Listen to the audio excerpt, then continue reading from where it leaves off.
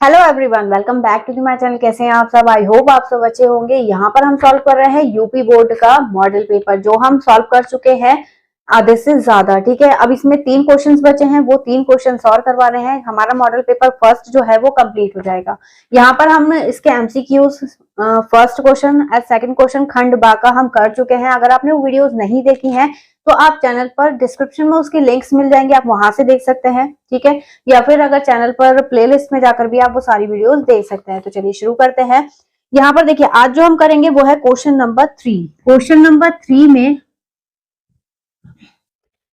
3 में क्या दे रखा है? दो घन जिसमें से प्रत्येक का आयतन, हमारे पास दो घन है, आप घन मान सकते हैं जिसकी 3 भुजाएं होती हैं, मतलब 3 डायमेंशन 3D इमेज जिसे कहते हैं हम। ठीक है, ऐसे दो घन दे रखे हैं।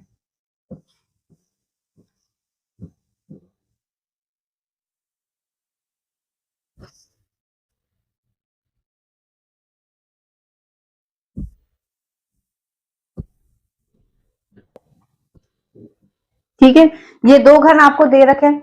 अब इसमें बोला है इसके प्रत्येक का आयतन कितना है? 216 सेंटीमीटर क्यूब है। तो प्रत्येक घन का आयतन कितना दिया है? 216 सेंटीमीटर क्यूब। अब इसके बाद आपको बताना है कि के संकलन फलकों को मिलाकर एक ठोस बनाया जाता है। मतलब इन दोनों को आप जब ज्वाइन करेंगे तो एक ठोस तैयार होगा। प्राप्त ठोस की आकृति पृष्ठीय क्षेत्रफल फाइंड करना है। जब आप इन दोनों को मिलाएंगे, क्योंकि घन मिला रहे हैं तो जब आप घन मिला रहे हैं तब आपका घनाभ मिलेगा। ठीक है, क्यों? क्योंकि इसकी लेंथ बढ़ जाएगी, बाकी शेप तो चेंज नहीं होगा। दोनों घन मिलकर एक लेंथ लंबी कर लेंगे, लेंथ बढ़ जाएगी हमारी। ठीक है, अब इसके बाद सबसे पहले हमें घन की भुजा पता होगी, तब हम घनाभ की भुजा प्राप्त कर पाएंगे। तो हम सबसे पहले घन की भुजा प्राप्त करेंगे। तो यहाँ पर घन का आयतन क्या होता है? भुजा का क्यूब इज इक्वल टू 216। ठीक है, अब भुजा जब हम इस पे से क्यूब हटाएंगे तो यहाँ पर रूट चढ़ जाएगा 216, लेकिन यहाँ पे से हम क्यूब हटा रहे हैं तो इसमें 3 में से एक पेयर बाहर आएगा। अगर आपने पढ़ा होगा या फिर इसका फैक्टर करेंगे आप, तो यहाँ पर आपको फैक्टर मिलेंगे 6 इंटू 6। अगर फैक्टर याद भी नहीं है, क्योंकि क्यूब मुझे याद है इसलिए मैंने डायरेक्टली लिख दिया। अगर आपको याद नहीं है तो आप इसके फैक्टराइज करके भी इसे सॉल्व कर सकते हैं, कोई दिक्कत की बात नहीं है। तीनों में से एक बाहर आ जाएगा, यानी हमारी भुजा क्या आ गई? घन की भुजा आ गई 6 सेंटीमीटर। घन की भुजा आ गई, मतलब ये है हमारा 6 सेंटीमीटर, ये भी 6 सेंटीमीटर। इसकी ब्रेथ भी कितनी है? 6 सेंटीमीटर, और हाइट भी कितनी है? 6। इसकी भी हाइट और ब्रेथ दोनों क्या है? 6। जब आप इन दोनों को ज्वाइन करेंगे तो फर्क किस पे पड़ेगा? बस इसकी लेंथ पे। यानी नए ठोस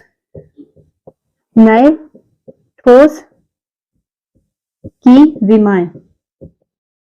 विमाएं क्या होंगी? एल कितना मिल जाएगा? 6 प्लस 6 कितना हो गया? 12 सेंटीमीटर। ठीक है, ब्रेथ बी कितनी हो गई? बी चेंज नहीं होगी, बी पे कोई फर्क नहीं पड़ा, ये ध्यान रखिएगा। बी कितना रहेगा? 6 सेंटीमीटर, और हाइट पे भी कोई फर्क नहीं पड़ा है, हाइट भी कितनी रहेगी? 6 सेंटीमीटर। ठीक है, अब इसका पृष्ठीय क्षेत्रफल, यानी कुल पृष्ठीय क्षेत्रफल का फॉर्मूला क्या होता है? घनाभ के पृष्ठीय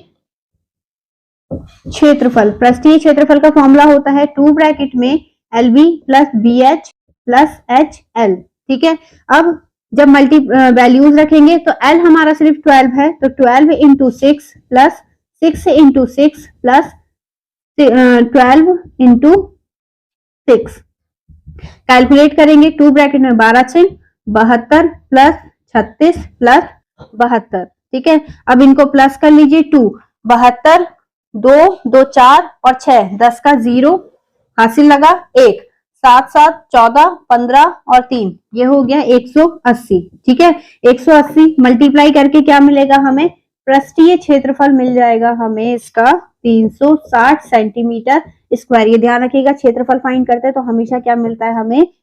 सेंटीमीटर स्क्वायर मिलता है। तो आई होप आपको समझ में आया होगा। ये क्वेश्चन जो है आपका मे बी 6 नंबर में एक क्वेश्चन पूछा जा सकता है, तो इसलिए इसकी अच्छे से प्रिपरेशन कीजिएगा। अगर समझ में नहीं आया तो आप एक बार और इसे देख सकते हैं। ठीक है, वीडियो को बैक करके। चलिए बढ़ते हैं आगे नेक्स्ट क्वेश्चन पे। नेक्स्ट क्वेश्चन पे बढ़ने से पहले वीडियो को लाइक जरूर कर दीजिएगा। चलिए देखते हैं अब इसका अथवा वाला जो हमें ऑप्शन में दे रखा है। देखिएगा इसमें अथवा में क्या क्वेश्चन दे रखा है, एक ठोस खिलौना ऐसे आकार का है जैसे कि एक अर्धगोले पर एक लंबवृत्तीय शंकु रख दिया हो। तो सबसे पहले डायग्राम बना लेते हैं। अर्धगोले पर क्या रखा है, एक लंबवृत्तीय शंकु रखा है, ठीक है। ये अथवा वाला पार्ट कर रहे हैं हम। इसमें शंकु की ऊंचाई कितनी दे रखी है, सिर्फ शंकु की ऊंचाई दे रखी है 2 सेंटीमीटर, ठीक है, 2 सेंटीमीटर दे रखी है। और आधार का व्यास, इसका व्यास दे रखा है 4 सेंटीमीटर, ठीक है। जब व्यास दे रखा है मतलब इसकी त्रिज्या कितनी होगी, 2 सेंटीमीटर। इसके बाद दिया है इस खिलौने का आयतन ज्ञात करना है। तो आयतन कैसे ज्ञात करेंगे, क्योंकि दो चीजें मिलकर बन रही है, इसका आयतन प्लस कर देंगे तो हमारा खिलौने का आयतन मिल जाएगा, ठीक है। सारी चीजें भी हमें दे रखी है। सबसे पहले शंकु के लिए शंकु की ऊंचाई h कितनी दी है, 2 सेंटीमीटर, और त्रिज्या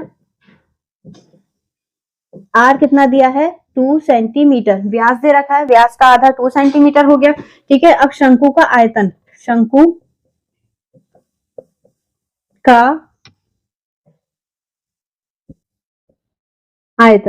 का आयतन क्या होता है, 1/3 पाई r स्क्वायर h। वैल्यू लगा दीजिए, 1/3 इंटू पाई की वैल्यू हम सबसे लास्ट में लगा सकते हैं, या अगर नहीं भी लगाएंगे तो भी चल जाएगा। पाई इंटू r का 2 इंटू 2 इंटू 2, क्योंकि h भी 2 है, तो ये हो जाएगा 8/3 पाई सेंटीमीटर क्यूब। आयतन निकाला है इसलिए सेंटीमीटर क्या आएगा, क्यूब, क्योंकि यहाँ पे 3 बार मल्टीप्लाई हो रही है भुजा की, ठीक है। अब बात करते हैं अर्धगोले की।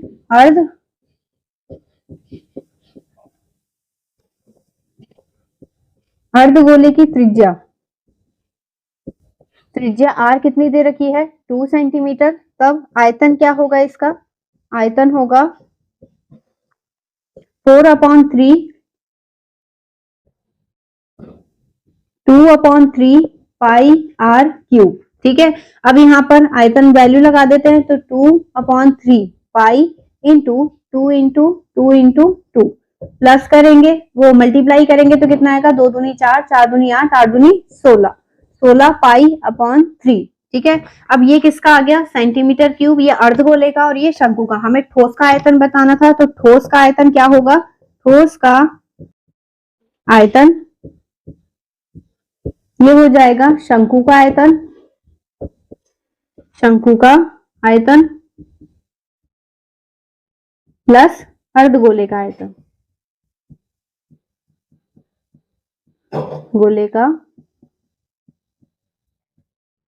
आयतन। तो शंकु का आयतन कितना आया था हमारा, 8π/3 प्लस 16π/3, क्योंकि दोनों में हर समान है तो ये दोनों आपस में प्लस हो जाएंगे। 8 + 16π/3, ठीक है। प्लस करके कितना आएगा, 24π/3, और ये इससे कट हो जाएगा 8 बार में, यानी पूरे ठोस का आयतन कितना आएगा, 8 पाई सेंटीमीटर क्यूब। यह है आपका आंसर। चाहे तो यहाँ पर आप वैल्यू भी लगा सकते हैं पाई की, अगर नहीं भी लगाएंगे तो भी ये आंसर करेक्ट होगा, कट नहीं होगा। तो आई होप आपको समझ में आया होगा। अथवा वाले क्वेश्चन हम इसलिए करवा रहे हैं कि आपको जो भी बेस्ट लगे आप उसकी तैयारी अच्छे से कर सकते हैं। चलिए शुरू करते हैं इसका नेक्स्ट क्वेश्चन, क्वेश्चन नंबर 4। चलिए अब देखेंगे इसका क्वेश्चन नंबर 4। क्वेश्चन नंबर 4 हमें क्या दे रखा है, ठीक है। क्वेश्चन नंबर 4 में भी हमें चॉइस दे रखी है, तो दोनों क्वेश्चन करेंगे हम। यहाँ पर दिया है एक खंभा जिसकी ऊंचाई 30 मीटर है, ठीक है। यहाँ पर एक खंभा बना लेते हैं। सबसे पहले खंभा है जिसकी ऊंचाई कितनी दे रखी है हमें, 30 मीटर, ठीक है। अब इसके बाद बोला है कि पर एक झंडा लगा हुआ है, इसके ऊपर लगा है एक झंडा, ठीक। अब बाद में बोला है जमीन पर स्थित किसी बिंदु से झंडे के पाद व शिखर के उन्नयन कोण क्रमशः 45 और 60 हैं। तो यहाँ पर क्या होगा, एक पॉइंट हमने ये मान लिया, ठीक है, इसके, और एक इसके शिखर से और एक इससे बन रहा है। तो जो छोटा वाला एंगल बन रहा होगा वो छोटा ही एंगल होगा, और बड़ा वाला एंगल कितना दिया है हमें, 60 डिग्री। अब इसके बाद बोला है कि इस खिलौने वो झंडे की ऊंचाई ज्ञात करनी है। तो झंडे की ऊंचाई हम क्या मान लेते हैं, h मान लेते हैं। सबसे पहले हमें बेस फाइंड करना पड़ेगा, ये हो जाएगा बेस, ठीक है। तो यहाँ पर लिखेंगे माना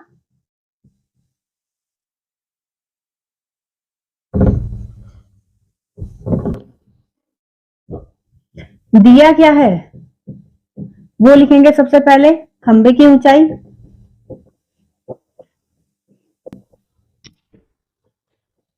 ऊंचाई कितनी दे रखी है 30 मीटर। ठीक है, आप इसे पॉइंट मान सकते हैं ए, बी, सी और डी। ठीक है, अब यहाँ पर एंगल दे रखा है, एंगल है बी ए सी कितना 45 डिग्री और एंगल बी ए डी दिया है 60 डिग्री। ठीक है, अब सबसे पहले कौन सा ट्राइंगल लेके चलेंगे, छोटा वाला, तो यहाँ पर लिखेंगे माना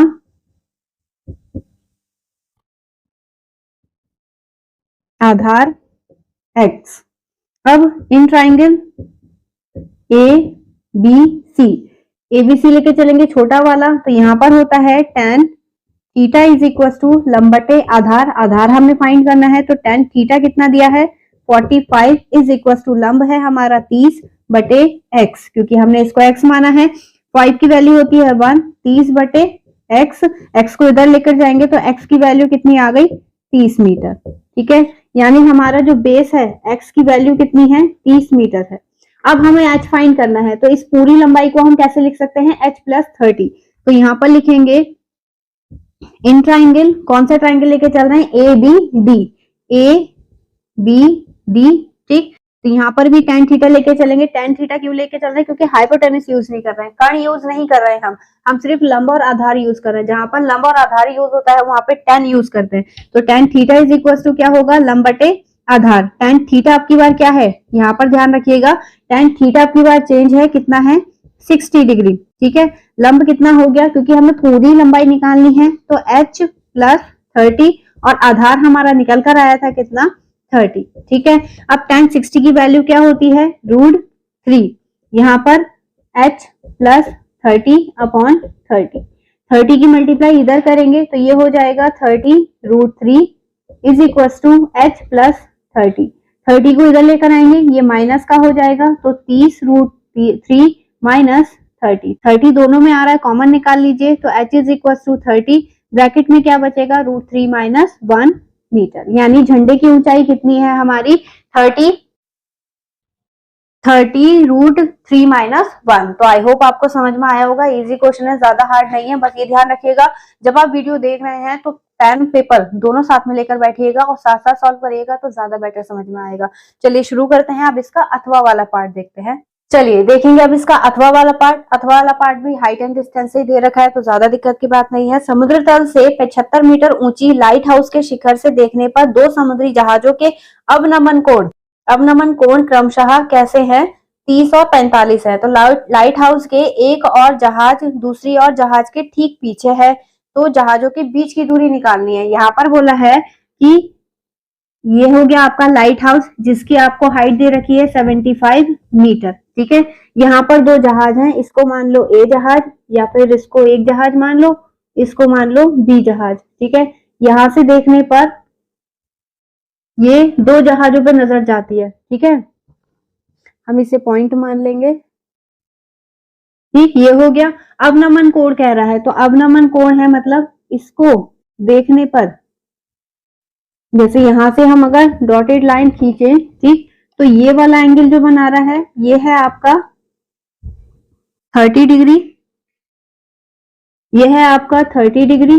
ठीक, और ये दूसरा वाला जो बना रहा है ये है 45 डिग्री, यहां से ऊपर से, क्योंकि ये दोनों लाइनें पैरेलल होंगी, तो ये वाला एंगल, क्योंकि ये 30 है तो इसके अपोजिट ये वाला एंगल कितना होगा 30 डिग्री, ये 45 है तो ये एंगल भी कितना होगा 45। नेमिंग दे देते हैं ए बी सी और ये डी। ठीक है, अब यहाँ पर लिखेंगे क्या, हमें गिवन क्या है लाइट हाउस की लंबाई, यानी ऊंचाई ज्ञात है, हमें ऊंचाई दे रखी है हमें h 75, हमें फाइंड क्या करना है, ये फाइंड करना है, इसको हम मान लेते हैं y, दोनों जहाजों के बीच की दूरी फाइंड करनी है। ठीक है, कैसे फाइंड करेंगे, सबसे पहले इस वाले ट्राइंगल, छोटे वाले ट्राइंगल को लेके चलेंगे, क्योंकि हमें बेस फाइंड करना है सबसे पहले। तो in triangle A B C D, ठीक है, बी सी डी में tan थीटा, देखिए यहाँ पर आपको लंब और आधार ही दे रखा है, तो tan थीटा लगेगा। tan theta is equal to लंब बटे आधार, tan थीटा कितना है 45 is equal to 75 upon y, 45 की वैल्यू क्या होती है 1, तो 75 अपॉन y की वैल्यू कितनी आ गई 75। ठीक है, यानी ये वैल्यू कितनी है हमारी 75 मीटर। ठीक है, एक मिल गया। अब दूसरा हम जब ये वाली पूरा लंबाई लेके चलेंगे तो x प्लस 75 हो जाएगा, जैसे अभी जस्ट पहले करा था इससे पहले वाले क्वेश्चन में। अब दूसरा ट्राइंगल लेके चलेंगे, इन ट्राइंगल कौन सा, ए सी बी, ठीक। तो यहाँ पर होगा tan थीटा, देखिएगा थीटा चेंज हो गया है यहाँ पर, लंब बटे आधार, थीटा कितना लेके चलेंगे यहाँ पर 30, लंब वही 75। अब आधार चेंज हो गया, आधार कितना हो गया x प्लस 75, x प्लस 75। इसकी वैल्यू क्या होती है 1/√3 is equal to 75/x plus 75। ठीक, अब क्या करना है, क्रॉस मल्टीप्लाई करनी है। तो ये तो हो जाएगा x प्लस 75, क्योंकि 1 से मल्टीप्लाई कर रहे हैं कोई फर्क नहीं पड़ेगा, और यहाँ पर √3 की इससे मल्टीप्लाई करेंगे तो ये आ जाएगा 75√3। अब क्या करना है, 75 को इधर लेकर जाना है, तो x is equal to 75√3 minus 75, 75 common निकालेंगे, x is equal to 75, bracket में क्या बचेगा √3 माइनस 1। यह है आपका आंसर, यानी दोनों जहाजों के बीच की दूरी कितनी है 75, ब्रैकेट में √3 माइनस 1 मीटर। तो आई होप आपको समझ में आया होगा। ये हो गए फोर्थ के दोनों पार्ट, अथवा वाले भी। ठीक है, आपको जो बेटर लगा है आप उसकी तैयारी अच्छे से करेंगे, और वीडियो में आगे बढ़ने से पहले वीडियो को लाइक जरूर कर दीजिएगा। चलिए बढ़ते हैं अब आगे। इस मॉडल पेपर का लास्ट के 2 क्वेश्चन बचे हैं, फिफ्थ और उसका अथवा वाला पार्ट। तो चलिए शुरू करते हैं। चलिए अब देखेंगे हम क्वेश्चन नंबर 5। ठीक है, क्वेश्चन नंबर 5 में दे रखा है पिता की उम्र पुत्र की उम्र की 5 गुनी है। 2 वर्ष पहले पिता की उम्र पुत्र की उम्र की 9 गुनी थी। दोनों की वर्तमान आयु निकालनी है हमें। तो यहाँ पर क्योंकि पिता की उम्र को किससे कनेक्ट कर रहा है, पुत्र की आयु से, तो सबसे पहले हम किसकी आयु मानेंगे, पुत्र की आयु। तो यहाँ पर लिखेंगे माना पुत्र की आयु कितनी, x वर्ष। ठीक है, तो पिता की आयु क्या हो जाएगी, पिता की आयु हो जाएगी 5x वर्ष। 5x क्यों होगी, क्योंकि वो पिता अपने पुत्र से 5 गुना बड़ा है। ठीक है, अब यहाँ पर आगे दिया है प्रश्नानुसार 2 वर्ष पहले, 2 वर्ष पहले, ये ध्यान रखिएगा, अगर पहले कह रहा है तो हमेशा जो भी एज होती है उसमें उतने ही साल माइनस कर दिए जाते हैं। अगर बाद की बात कहता है या पश्चात की बात कहता है तो हमेशा वही साल उसी एज में, प्रेजेंट एज में, वर्तमान आयु जो हमने मानी है उसमें प्लस कर दिए जाते हैं। ठीक है, फिलहाल ये पहले की बात कर रहा है, तो प्रश्नानुसार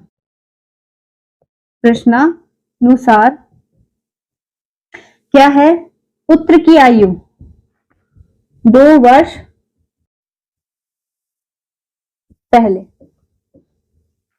पुत्र की आयु क्या होगी, पुत्र की आयु हो जाएगी हमारी x माइनस 2, क्योंकि 2 साल आप अपने हिसाब से लगा सकते हैं कि अगर आप अभी 15 के हैं तो 2 वर्ष पहले आप कितने के थे, तो 2 वर्ष पहले 2 माइनस करेंगे, वैसे ही हम इसमें करते हैं। और पिता की आयु में भी क्या करेंगे, हम माइनस करेंगे, तो पिता की आयु हो जाएगी 5x माइनस 2।